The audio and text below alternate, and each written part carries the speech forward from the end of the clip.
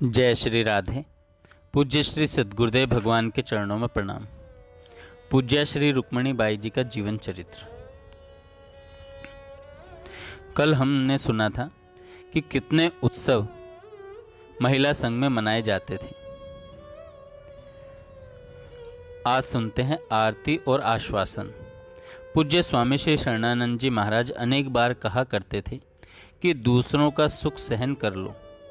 प्रायः ही उनके समक्ष ऐसे प्रसंग आया करते थे जबकि सज्जन कहलाने वाले व्यक्तियों को भी प्रियजनों का उत्कर्ष चुभने लगता था। जब जब ऐसे चुभन के प्रसंग सुनने में आते, स्वामी जी मुक्त स्वर से यही कहते कि प्रियजनों के उत्कर्ष को देखकर प्रसन्न होने में ही मानव की मानवता है। ऐसे ही चुभन श्री महिला संघ की मंत्रिणी आदरणीय फूलबाई को होने लगी।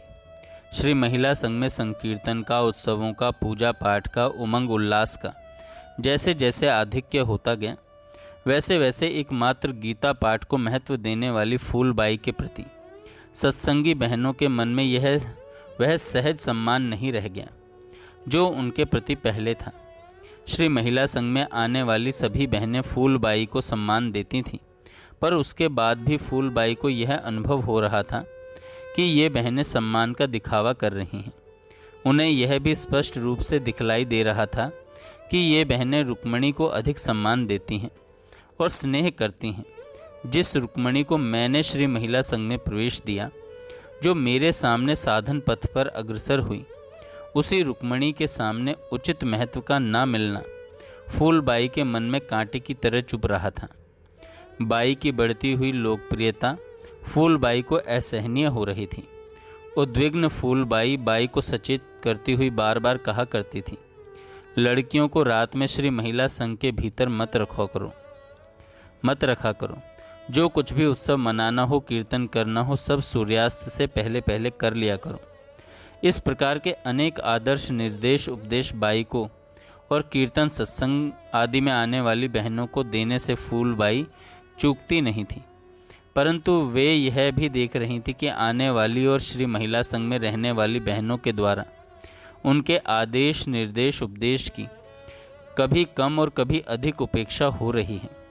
श्री महिला संघ के भीतर आत्म प्रतिष्ठा के प्रश्न पर जो कुछ भी आंतरिक असंतोष फूलबाई के मन में गहराई के साथ चल रहा था, उसकी जानकारी न तो भागलपुर के वरिष्ठ लोगों को थी, न ही उसकी सूचना श्री भाई जी को और श्री बाबा को गोरखपुर दी गई थी। श्री महिला संघ में चलने वाले इस मानसिक असंतोष से बाई का मन अत्यधिक खिन्न था और उन्होंने निश्चय कर लिया कि मैं श्री महिला संघ में अब नहीं रहूंगी। श्री महिला संघ में रहने से भला क्या लाभ, जबकि मातृ स्थानीय फूलबाई को मेरे निवास से अत्यधिक कष्ट हो रहा है। बाई का संकल्प था कि मुझे अब श्री महिला संघ में नहीं रहना है और भाभी जी सहित अनेक बहनों का प्यार भरा आग्रह था। आग्रह ही नहीं, बार बार मनोहार हो रही थी कि बाई तुमको श्री महिला संघ में ही रहना है। इस द्वंद्व में पड़ी हुई बाई उदास रहने लगी। उदासी में बीतते हुए दिनों में अचानक गोरखपुर से भाई जी का पत्र आया। अंतर्यामी भाई जी को बाई की उलझन भरी द्वंद्वात्मक परिस्थिति का आभास मिल गया और बाई को सांत्वना देने के लिए श्री भाई जी का लिखा जो पत्र गोरखपुर से भागलपुर अचानक पहुंचा, वह इस प्रकार है। प्रिय रुक्मणी, सप्रेम हरिस्मरण। बहुत दिनों से तुम्हारा कोई समाचार नहीं मिला, तुमने पत्र भी नहीं लिखा। स्वभाव दोष तथा अस्वस्थता के कारण मैं भी पत्र नहीं लिख सका। तुम स्वस्थ और सानंद होगी,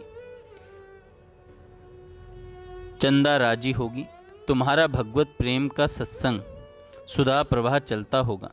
तुम्हारे कारण वहाँ बहुत सी बहनों को पारमार्थिक लाभ तथा सात्विक आश्वासन प्राप्त हो रहा है। यह भगवान की बड़ी सेवा है। तुम पर भगवान की अत्यंत अनुकंपा तथा प्रीति है, तभी तुम्हें ऐसी सेवा का सुअवसर मिला है। संसार की सर्वथा विस्मृति तथा भगवान की निरंतर नित्य अखंड मधुर स्मृति रहनी चाहिए। यही सबसे बड़ा लाभ है, वही परम कर्तव्य है। ऐसे स्मृति में व्यक्ति के पास नित्य निरंतर भगवान रहते ही नहीं, अपना अनुभव कराते रहते हैं। महिला संघ का कार्य ठीक चलता होगा। सबसे मेरा सादर प्रेम यथा योग्य कहना। फूलबाई जी प्रसन्न होंगी।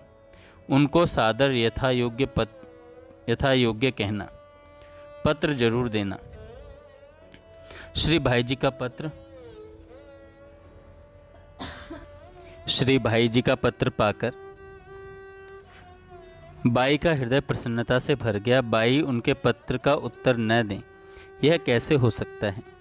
बाई ने इस बार अपने मन की खिन्नता पूर्ण स्थिति को पूज्य श्री भाई जी के सामने स्पष्ट करने के लिए पत्र लिखा। बाई ने पत्र में क्या क्या लिखा यह तो भाई जी ही जाने, परंतु बाई ने अपनी उलझन पूर्ण मनस्थिति का उल्लेख करके अपना यह निश्चय भी बतला दिया कि यहाँ श्री महिला संघ में अब मैं नहीं रहना चाहती। पुनः श्री भाई जी ने पुनः बाई को एक पत्र लिखा और आश्वासन दिया। पूज्य श्री भाई जी ने लिखा, प्रिय रुक्मणी, हरि स्मरण, तुम्हारा पत्र बहुत समय के बाद मिला। तुमने जो कुछ लिखा उसे पढ़कर हंसी आती है। तुम अपने को भगवान को समर्पण कर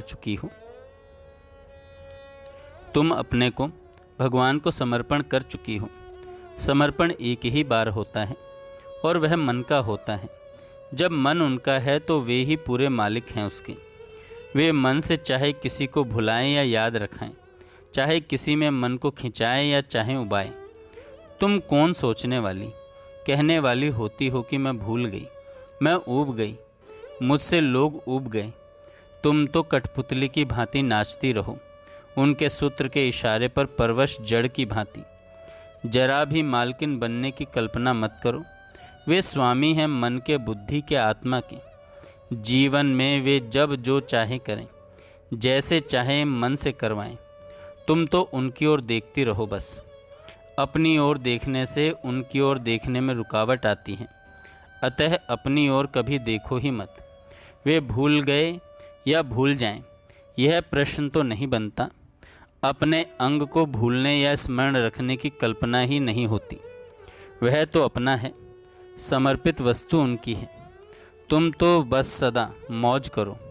चिंता करें वे, सोचें वे, चाहे जैसी व्यवस्था करें वे, अपनी चीज़ चाहे जैसे व्यवहार में लावें।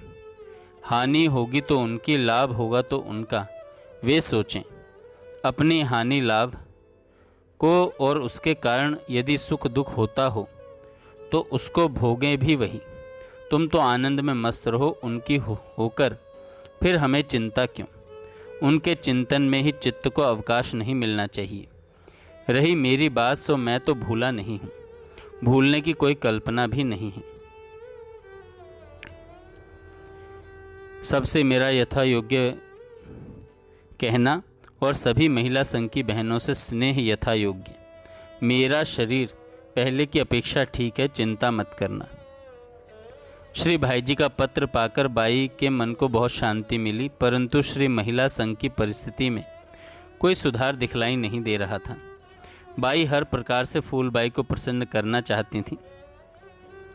फूलबाई को जो करना हो करे, पर बाई की भावना यही थी कि वातावरण में व्याप्त कटुता का अंत किसी प्रकार हो जाए।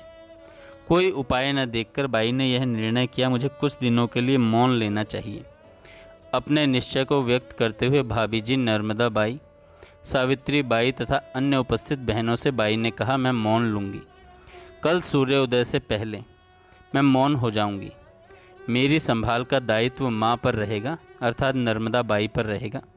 मुझे जिस वस्तु की आवश्यकता होगी वे दे ही देंगी। भोजन के समय भोजन करा ही देंगी। मौन से मैं न किसी से मिलूंगी, न बोलूंगी, न देखूंगी, न सुनूंगी। मौन व्रत की सूचना सभी बहनों को दे देने के बाद बाई ने नर्मदा बाई से विशेष रूप से अनुरोध किया, माँ, मैं भोजन के समय भी कोई इशारा नहीं करूंगी।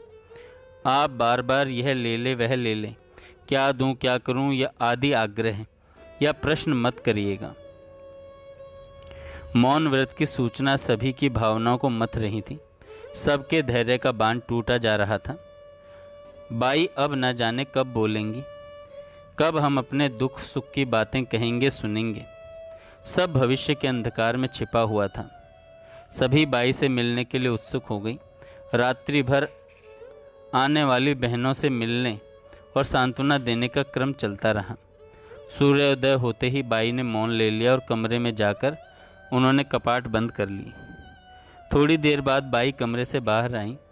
उनके नेत्र भूमि पर गड़े हुए थे। वे भूमि की ओर देखते हुए चल रही थीं। प्रातःकालीन नित्य क्रिया से निवृत्त होने के लिए वे स्नान घर में चली गईं। अब नित्य का क्रम यह बन गया कि स्नान के उपरांत हॉल में आकर श्री बरसाने वाली की अर्चना करके फिर वे अपने कमरे में चली जाती। बाई का यह मौन व्रत 21 दिन तक रहा। बाई ने यह मौन हरियाली तीज के आसपास लिया था। इस मौन की अवधि में जो जो उत्सव हुए, बाई नीची नज़र किए हुए अपने कमरे से आती और श्री बरसाने वाली के युगल चरणों में अपने भाव सुमन समर्पित करके चुपचाप वापस अपने कमरे में चली जाती। जय श्री राधे। आगे हम कल सुन